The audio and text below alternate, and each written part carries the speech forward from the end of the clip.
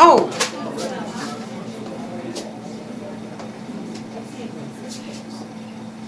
What's your name? Miss Nancy. Yeah. Oh, okay. I just love this book. Now, how did you find out about the book? I read about it in the paper. Wow. There was some review of it, and so I bought a couple of copies and gave them to those friends I was talking about. Wow. One for my sister, many years, when she lived out there. Okay, what's today?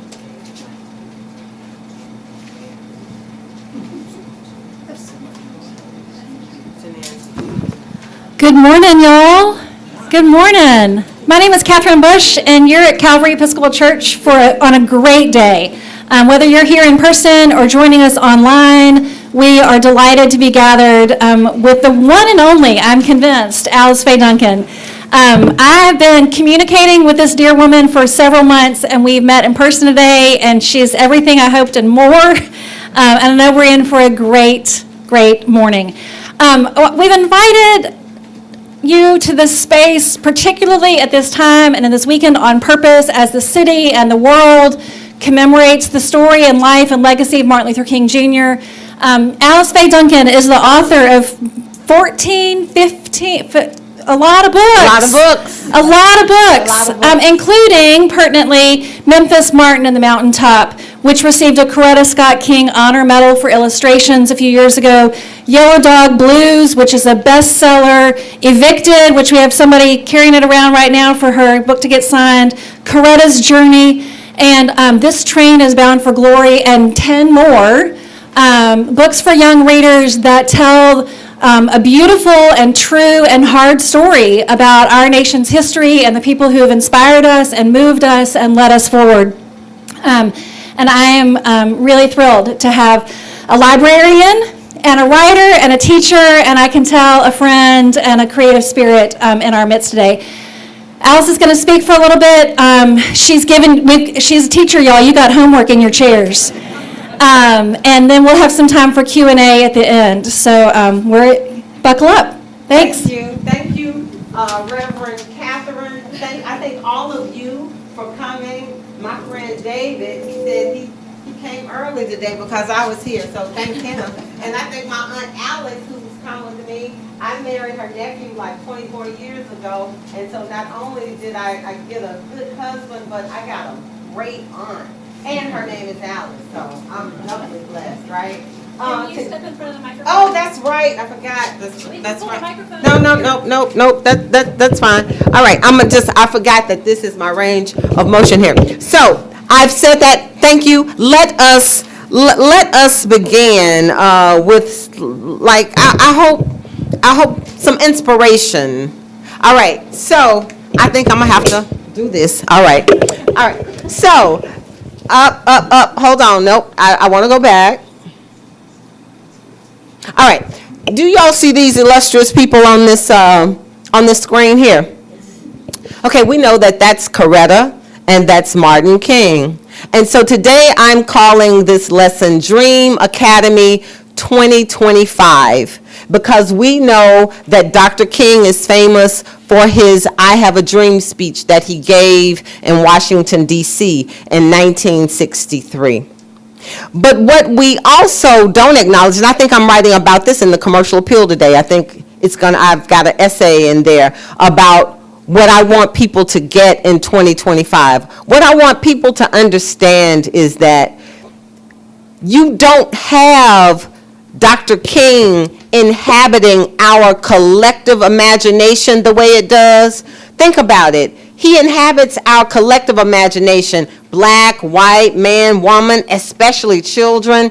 It's like we all feel like we know him intimately. Say his name and we all feel this warmness. We all say his name and you immediately hear a voice. Say his name, you immediately see an image, right?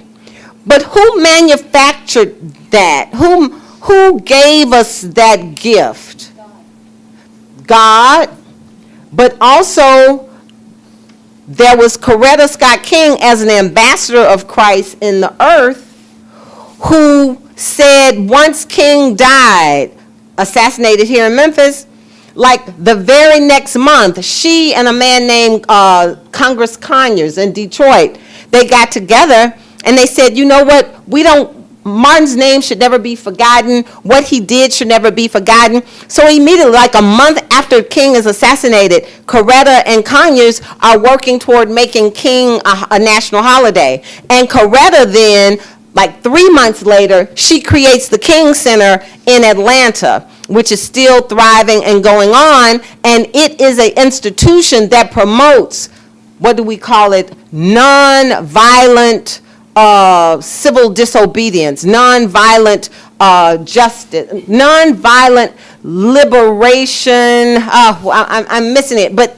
it's the tenets. The institution's purpose is to give the tenets of nonviolence in order to serve justice, which is the thing that Dr. King was about. He was about, let's bring about change, not through guns, not through eye for an eye, but through nonviolent protests. And so we owe a lot to Mrs. King, because without her being intentional to remember him in such a grand way, he may not have, and these principles of of justice that he proposed through nonviolence might not have been so prominent without her as an ambassador of Christ in the earth doing that work.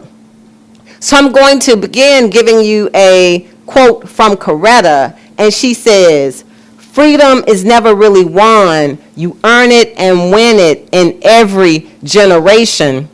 You would think that, 1964, the Civil Rights Act bill is signed. We good. You would think, 1965, the Voting Rights Act is signed. We good. We never have to revisit that again. What they say in my church, the devil is a lie. Nope, you're going to have to revisit it again, because human nature is what? Fallible, faulty, sinful, greedy, vindictive, mean-spirited. Human nature doesn't change. So you still have those same obstacles of racism. You change the law, but I cannot legislate a person's heart, right? You can change the law all day. You can make the law equal all day, bring equity all day. But if it's not going to be practiced, if it's not going to be implemented, it doesn't matter. So now we're in an age where freedom is never really won. You earn it and win it in every generation. We're now in an age where the old is new, right? Where the laws don't promote justice and the hearts don't promote justice. So it still has to be somebody in the earth. What is it, like Elijah said, ain't nobody here listening, ain't nobody here following you, Lord. And God says, I got 7,000 who have not bowed to Baal. So we got to still be here and be the 7,000 who are not bowing to Baal, no matter what the law is, no matter what the hearts of the people are. We got to be the ones standing on the right side, which is God's side, right? We got to stand on the side of the orphan. We got to stand on the side of the widow. We got to stand on the side of the refugee, because that's who Jesus was standing. We got to stand on the side of the wino and the unhoused and the hurting and the abused and the neglected. And we got to stand on the side of the greedy, the mean-spirited, the ones who don't do as we would like for them to do or live as we would like for them to live, even in their opulence and their abundance, right? All right. And those were the books that I've written that talk about King. All right, so our order program, oh Lord Jesus, our order program, I'm not going to keep you long. I'm going to treat you like, what is that, what was the woman, Elizabeth, what was the actress name that never kept her husband long time? Yeah, I'm going to treat y'all like Elizabeth. I ain't going to keep y'all long. Hold on. All right. All right. Order program. Affirmation for 2025. Dream big. We're going to do that. We're going to talk about 5 lessons from the mountaintop. We're going to talk about who. Someone say who. Someone say who. We're going to talk about who is King's legacy. We're going to do a gift affirmation, and then we're going to talk about a finale, Thrive in 25 with books, all right? All right, so the dream affirmation, this comes from my book, Memphis, Martin, and Mountaintop. Why do I want you to say this? I want you to say this because King said in his speech in Memphis, he said, I've been to the where? All right, but we know King went to the mountaintop. Okay, that is a apex of sorts, right? To go up to the highest peak and look over. But what King did not do is, he did not what, preacher? He did not possess the land. He went to the mountain. He saw the view, but he did not possess the land. So yes, I want us this morning to go to the mountaintop. I want us to look over, catch a vision, get a view. But when we leave here, it's got to be in our hearts, and it's got to be a mission that we also be the 7,000 who possess the land and help others to possess the land also. So repeat after me. Dream big. Dream big. Walk tall. Walk tall. Be strong. Be strong. March on. March on. Don't quit. Don't quit. Never stop. Never stop. Climb up. The mountaintop. Possess the land. Possess the land. All right, so we're going to do 5 lessons from the mountain. I've been researching Dr. King for 30 years. Wrote my first book 1995. It was called Everyday People, a book about the civil rights movement and the National Civil Rights Museum. I've now written 2 books about King, one about Dr. King, one about Coretta. I have another book that's going to be released in 2026, which is King's, about a trip that King takes to Philadelphia to speak to children. So I know about King. When I was in 2nd grade, I told my 2nd grade teacher that King was my best friend because I was an only child, and I had a great array of imaginary friends as an only child. And my 2nd grade, I was born in 1967. King was killed in 1968. And at that time, they were still doing corporal punishment. And my 2nd grade teacher smacked my hand. She said, be quiet. I would say, you don't know no Dr. King.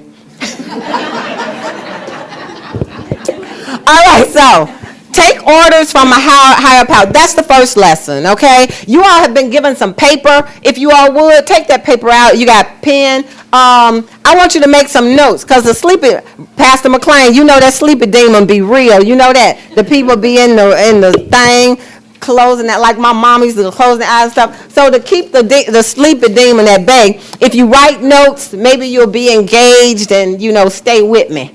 All right, so the first lesson from the mountaintop that I learned from researching the life of King is we all got to take our orders from a higher power. And the second lesson is we got to make plans with the end in view. You got to be it before you see it. All right, you got to be open. Be open. Today is one of those days. Be open to miracles and chance encounters. And you thought, David, you just got up to be kind and see your friend. But today was a divine encounter. You got to recruit a dream team with many gifts. You've got to use your privilege and power to help others. I always tell when I talk to groups like black people, black children, elderly black folks, any black people anywhere, I always tell them, I was like, look, we got to come into another perspective. No matter who you are, you have a level and amount of power and privilege that the good Lord has given you no matter where you are. And you've got to use it in service to others just in order to experience a gratification of life. It ain't no fun if you've got something in abundance and you're not sharing it with anyone. Anyways, but we're going to get to that. All right, so lesson number 1 is take your orders from a higher power.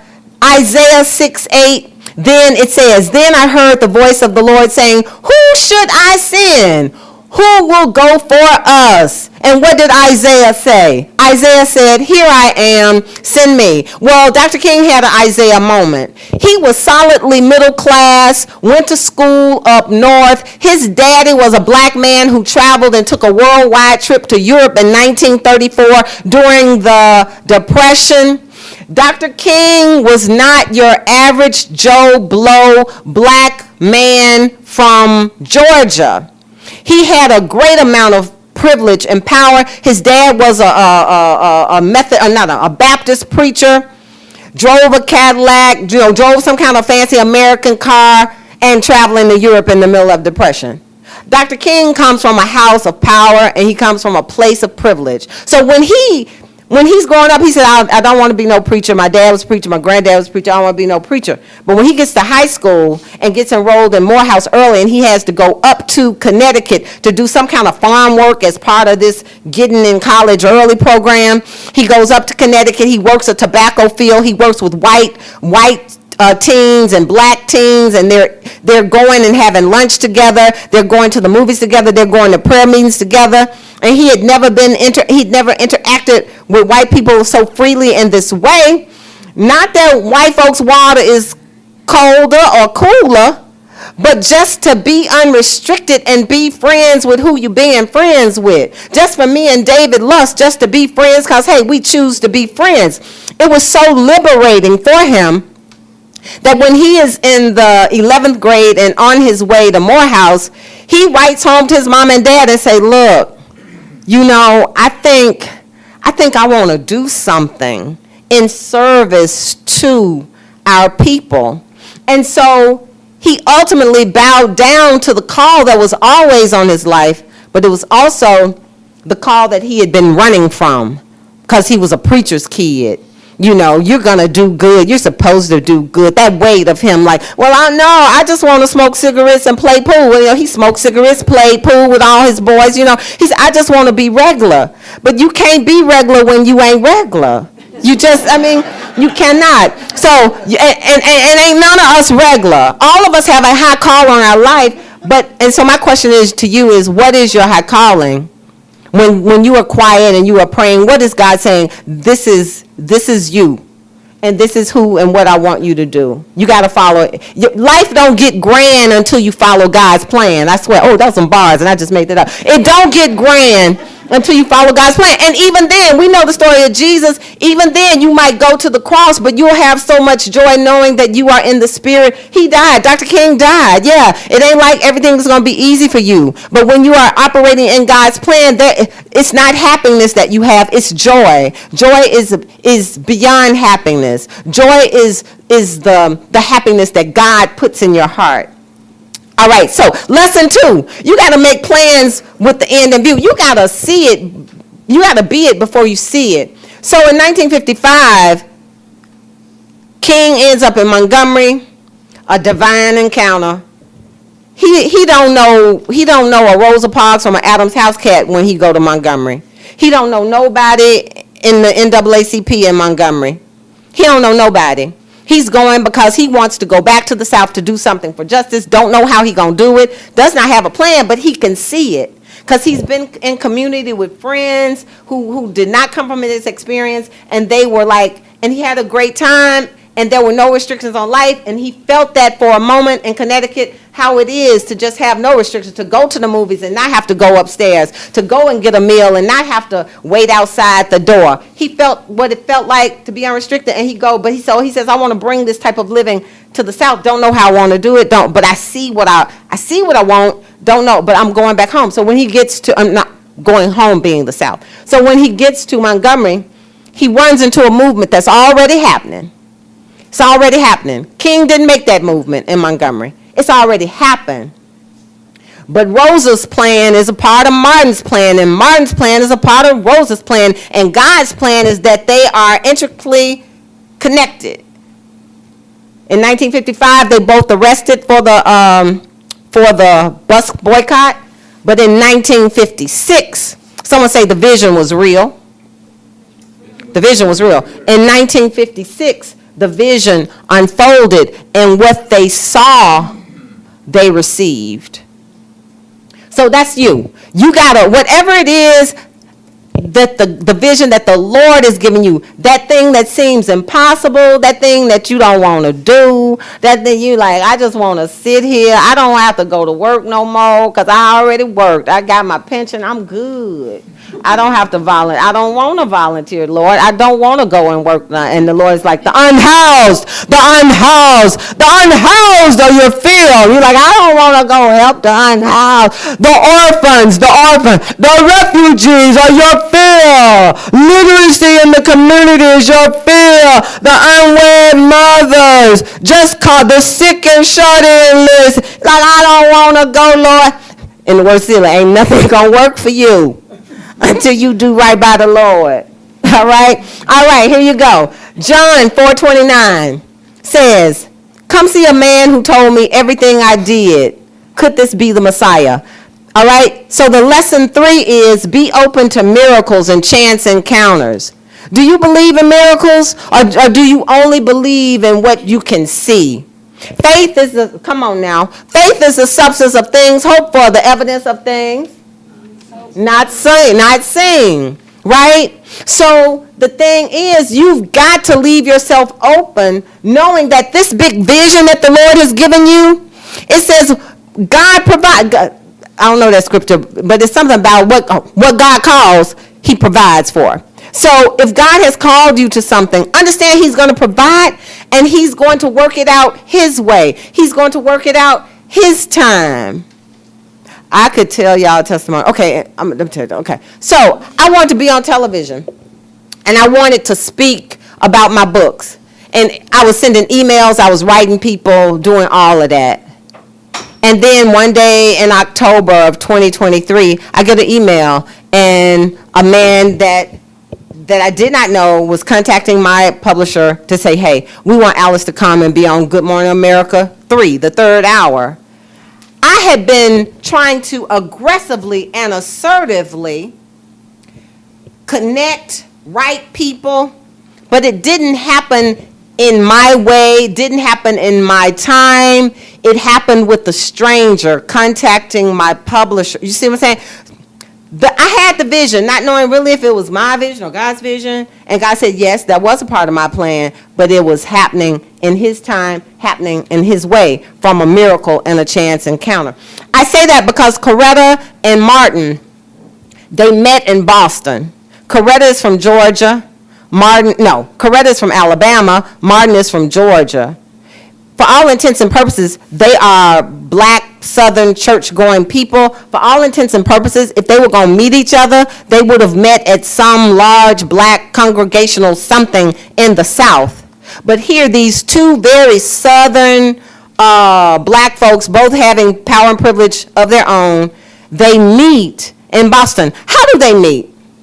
Martin had a friend from Atlanta. He was in Boston. He said, Mary Poole. He said, Mary. He said, do you have any friends here, that I can date because, I'm up here.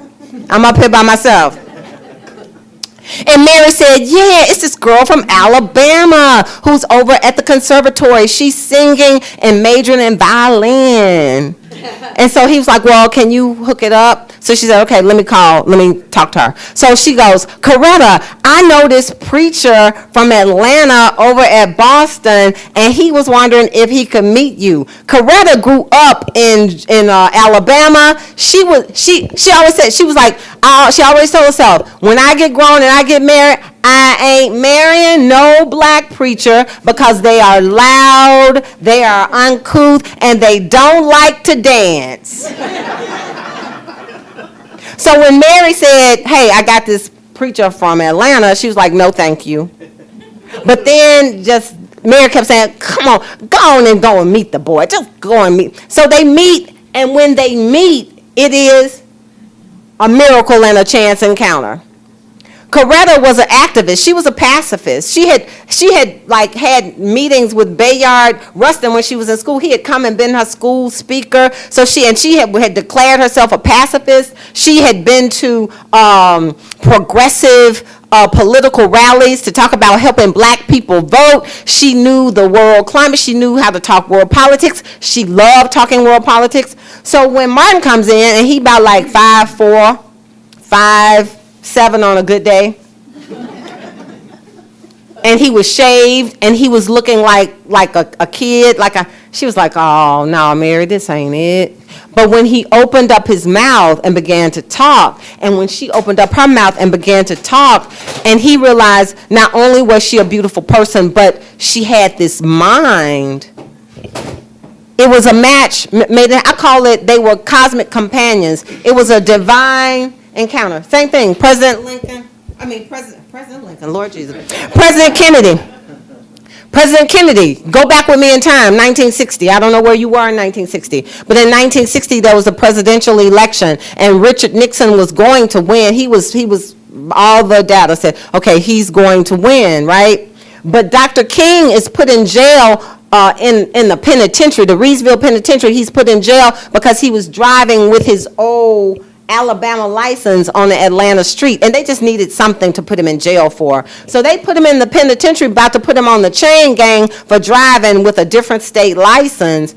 And Coretta was panicking. She was pregnant with their third child. She did not know what to do. And Robert Kennedy said, you know what? I know he's in a bad, Martin is in a bad way. Coretta, let me call her. So she says, Mrs. King, he says, Mrs. King, what can I do for you right now? She's like, look, they're about to put Martin on the chain gang. He'll never survive the chain gang.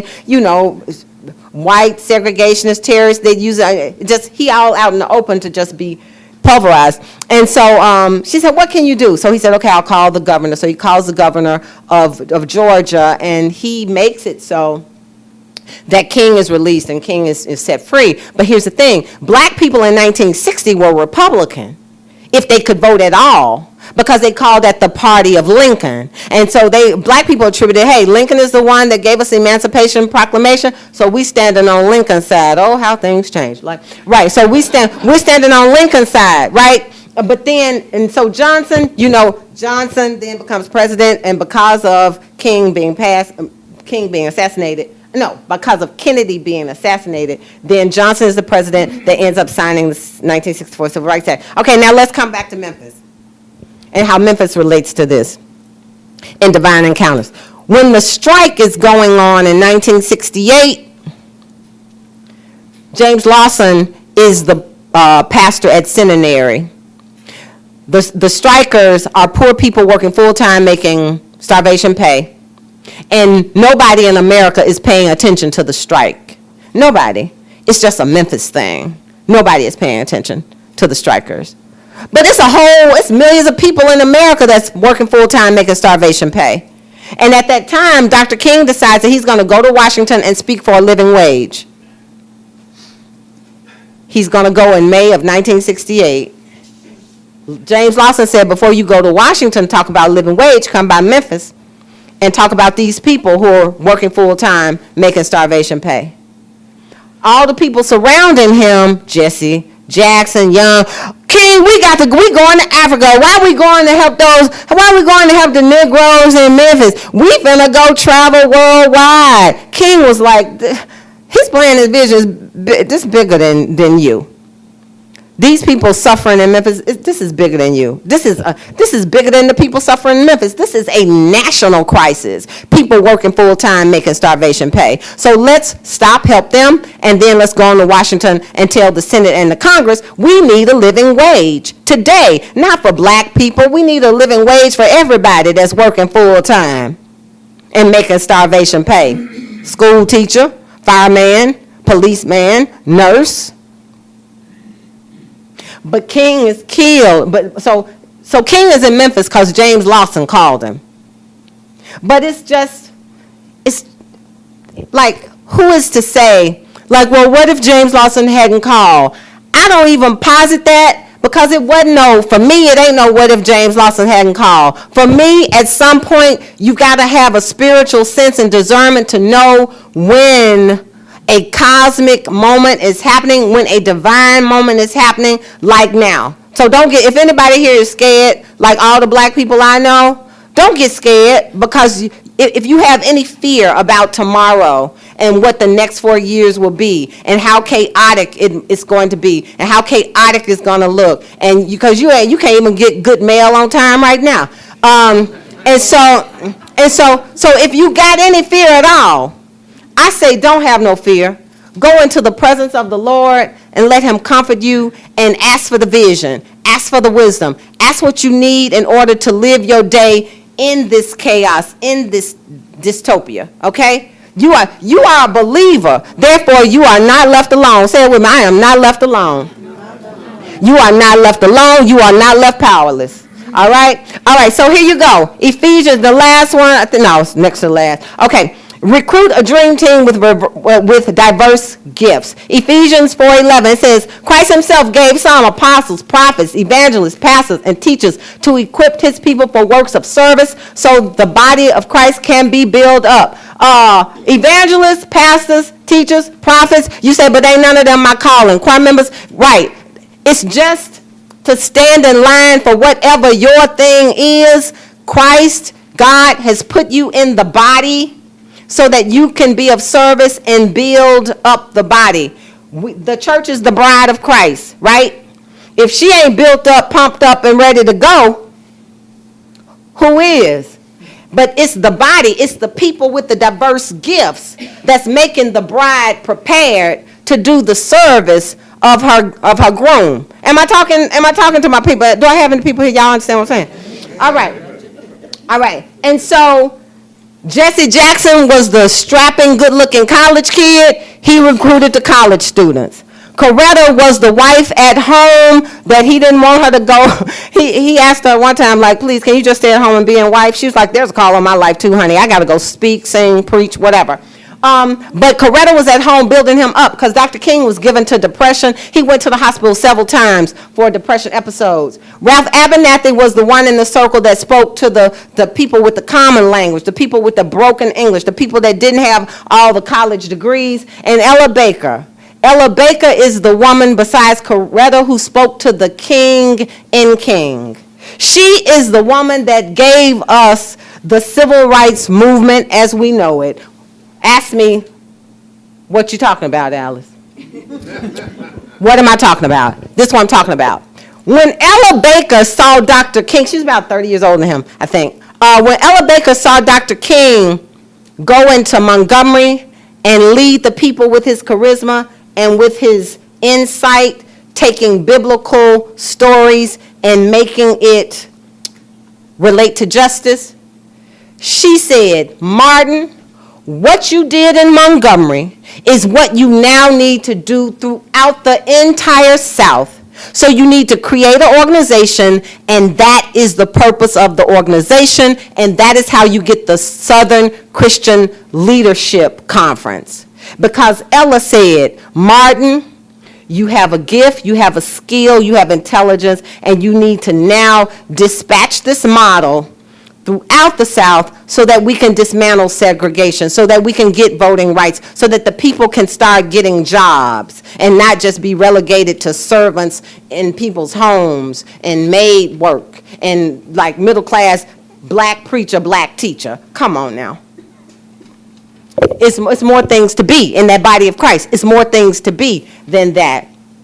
So if you got something you want to do, or God is giving you something, look around and see the people of diverse gifts, and then pray about it. Pray about it, and then make your coalition. And then lastly, use your power and privilege to help others. Matthew 25:40. The king will reply, truly I tell you, whatever you did for one of the least of these brothers and sisters of mine, you did for me.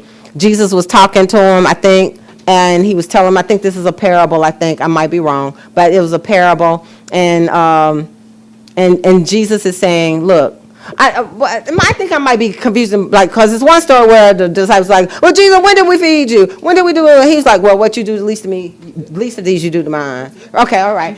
Okay, all right. Thank you, Lord. All right, so one of y'all in here reading the Bible.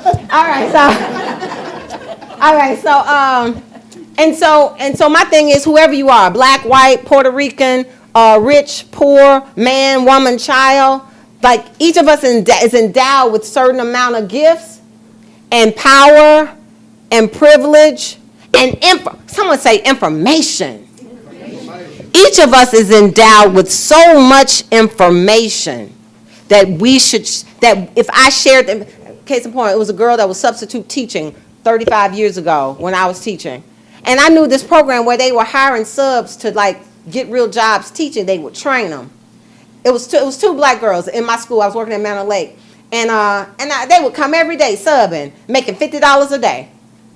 I was like, I pulled them aside. I was like, look, y'all need to go over here to the University of Memphis. Here is the latest name. She taking substitute teachers, training them and making them teachers with real salaries, real benefits.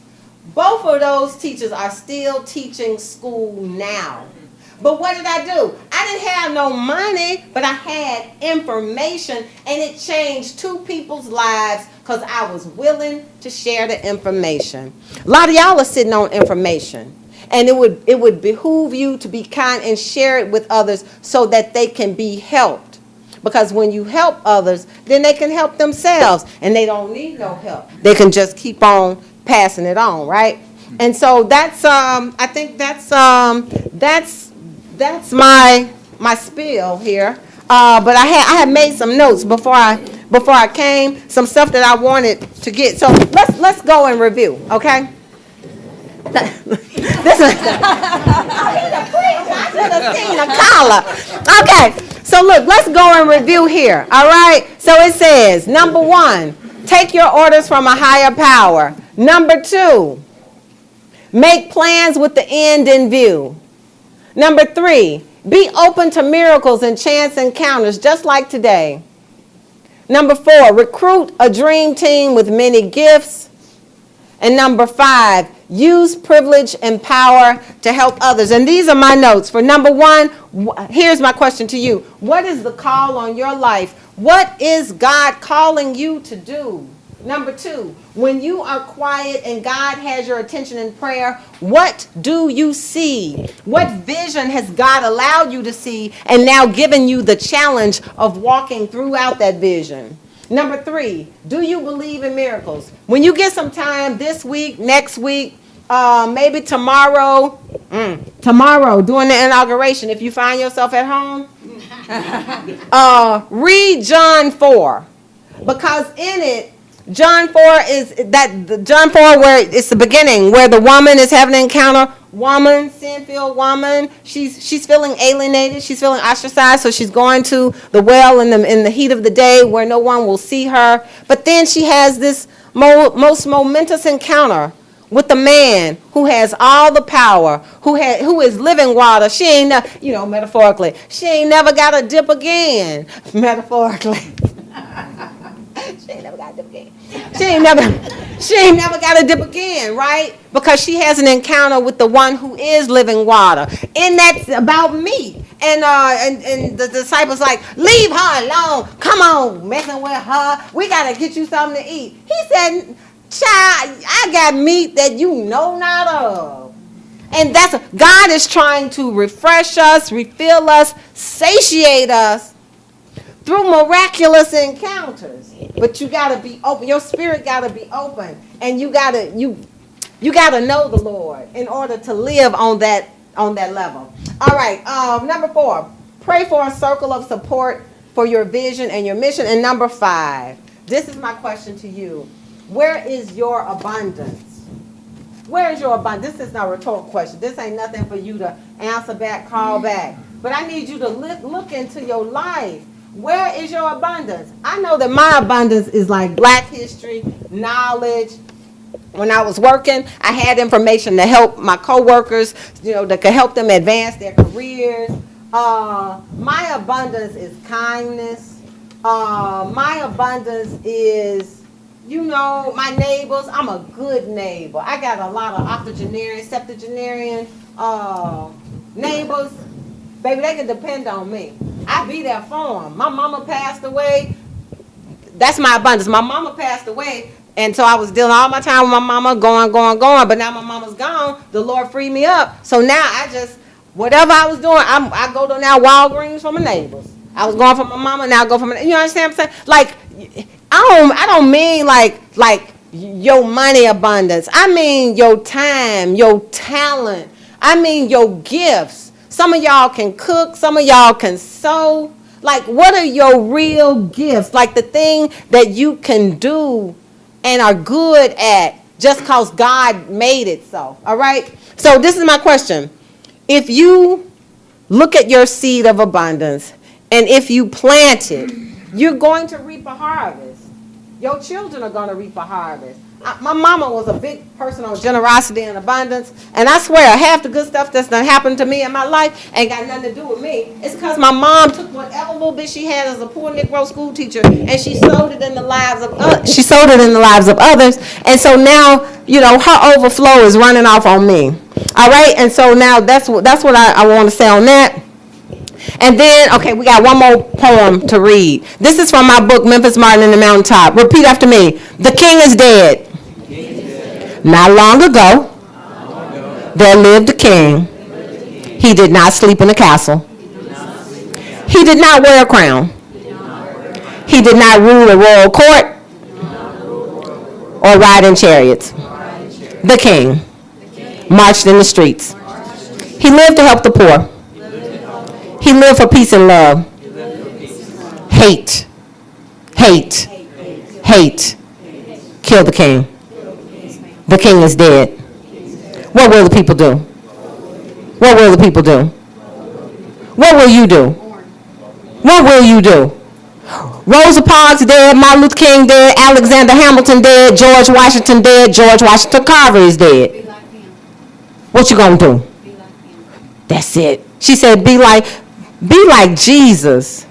Be like Jimmy Carter. Be like King Herod. Be like anybody who allowed themselves to be inconvenienced and be a servant. Servanthood and ministry is inconvenience. Like Jesus. Inconvenienced. I'm the Son of God. I don't have to go. I don't have to do this. On any given day, Jesus could say, like, look, okay, when the devil in the wilderness, he could like whip the devil like, okay, but that would have destroyed the plan. So you are Dr. King's legacy. Hold on. You are Dr. King's legacy, which means you got to possess the land. And you got to help the other 7,000 that have not bowed to Baal to possess the land. All right? All right. And then on that note, another one, because I love call and response, okay? You are a gift. Repeat after me. Wherever I sit, wherever I stand, wherever I speak, wherever I am a blessing. Nope, I am a gift. I am a blessing. I am the one who makes dreams happen. You are the one who makes dreams happen. And so finally, Thrive in 2025, they talk about Memphis being a city of illiteracy. It's odd, right? It's like, okay, you say that Memphis is just such a big city of illiteracy, but then you bring the big AI computer with all your gray water here, which means like everybody, can't be no illiterate people working at the gray water AI plant. So like, what is the big plan, right? So my thing is, literacy is my thing. I write books for kids, and so I encourage other people to get vested into the literacy of your community. If you got a neighborhood school, if you've got children in your family, if you've got neighbors with kids, just get vested some kind of way, superficially, intricately, into the literacy of some children who live in Memphis that are connected to your circle. Sow a seed, help a kid read. If you're interested in my books, these are my books. You can take a picture of it or whatever. And I'm good friends with the people at Burke's. I'm good friends with the people at Novel. I'm good friends with the people at the South Book Juggler. I encourage you to support local books, okay? Jeff Bezos, I ain't got no problem with him. You know, I ain't got no problem with nobody. I'm praying for him, praying that he'll learn how to make good decisions with his abundance and his power and his privilege, right? But I know that local businesses need local dollars in order to survive, so I'm encouraging you to support local bookstores, and I think that's it. That is our, and now I'll take questions. Yeah. Yes. All right, y'all. Yes. Hello. I want to thank you for this talk today. Thank you for being here. My favorite teacher in high school was my librarian. My favorite place to study when I was an undergraduate at the University of Illinois in Champaign-Urbana was the library, huge oak tables where we'd all gather and study. What concerns me today, and you ended on information, is there was a bill passed in Tennessee called Bill 843. That bill was passed in 2022. And as a librarian, and talking about information, there's been 1,100 books banned in Tennessee secondary to that bill. And I listed some of the books that have been banned. One of them was made into a movie, a book called The Green Mile by Stephen King. The Bluest Eye by Toni Morrison, Slaughterhouse-Five. We even have Dr. Seuss books that have been banned in Tennessee.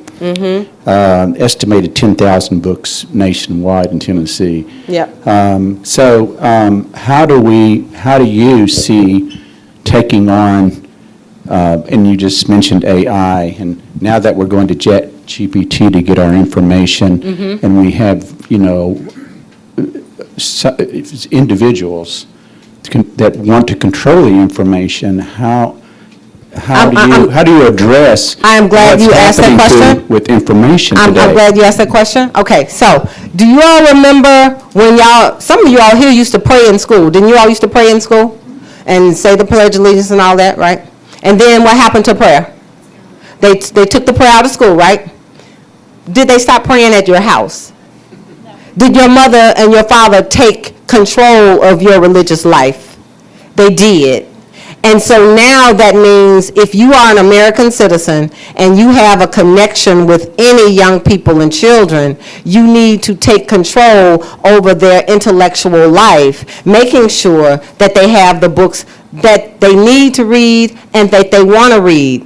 You do not allow the law to dictate the house and what you do at home, okay? You do what is right for your house, and you do what is right for your community.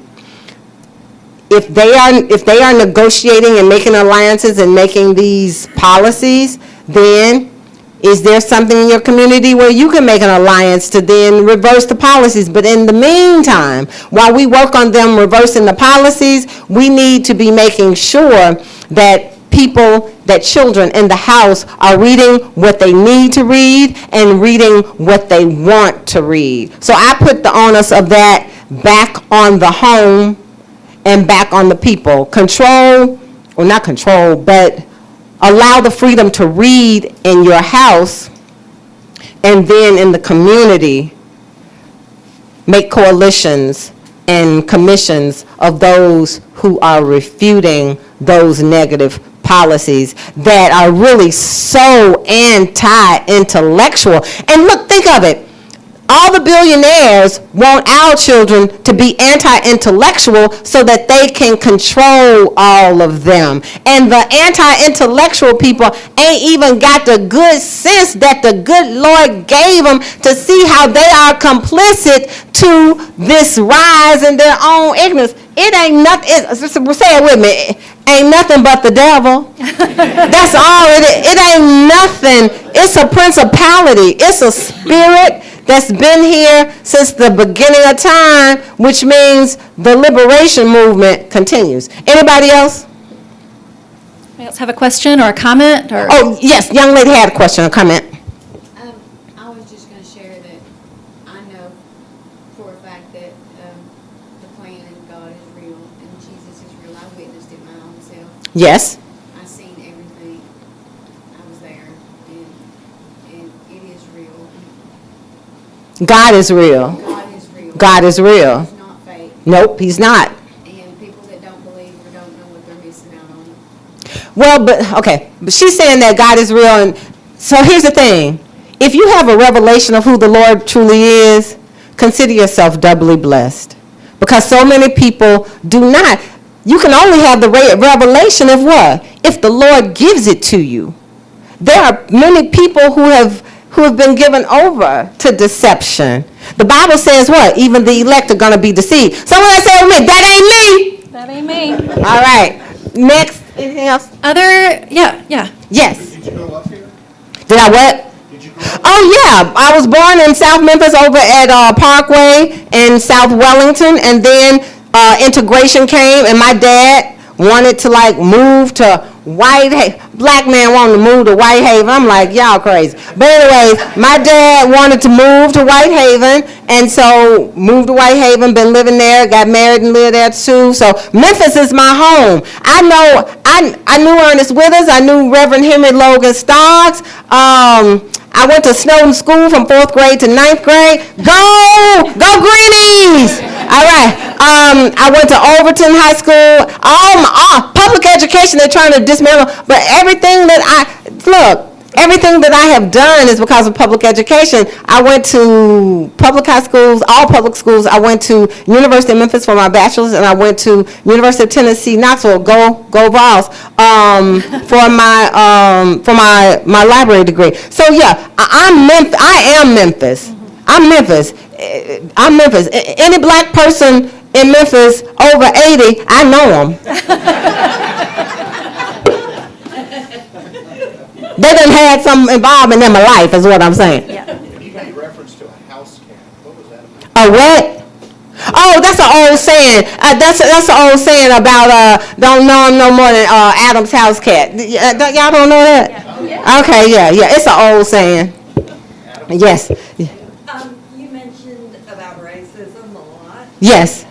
I'm from the North, and I don't believe that it is natural in a person. I know it's taught.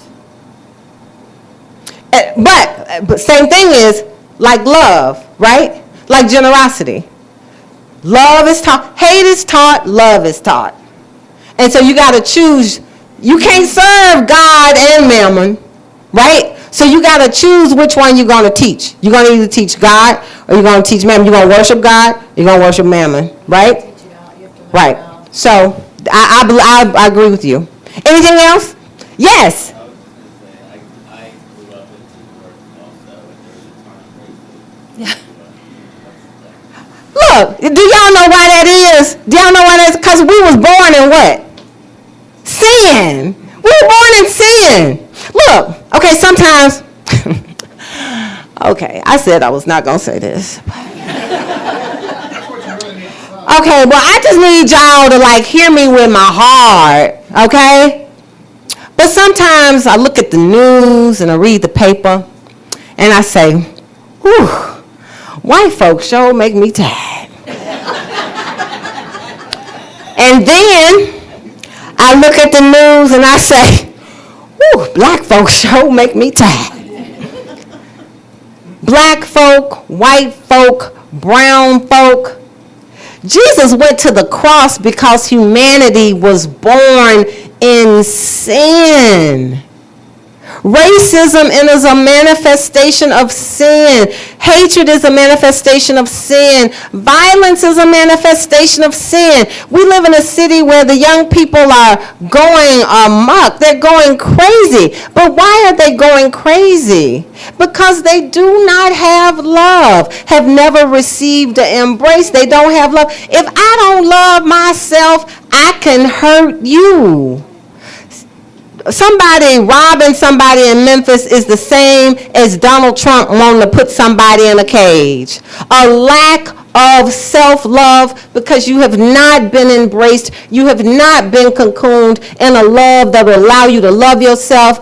And then, because if I love myself, I'm going to love others. I really wasn't going to talk about that. But anyway, her nephew is Michael Thompson. Her family, they have loved him. How I know that boy was loved? Because when you see me, you are looking at a person who is very much loved. So that whole thing about racism up in the North, racism up in the South, that ain't nothing but the devil. Racism thrives everywhere, in all of us. You're an alcoholic. Okay, you're an alcoholic. Well, you got to know first, you know what? I'm an alcoholic. Embrace that and then do what you got to do. Okay, I grew up in a racist household. I got to embrace that fact. I grew up in a racist household. That is not of God. So now me and God work with me, whatever. You got to work with me so that I can learn how to become this loving creature that Christ went on the cross for me to be. Can I get an amen? God bless y'all. Have a great, look, thank you. Thank you, Miss Catherine. Thank you so much. We've had some good preaching. There's more good preaching to come at 10:30. Y'all come on upstairs for some church, and we'll keep going. Thank you.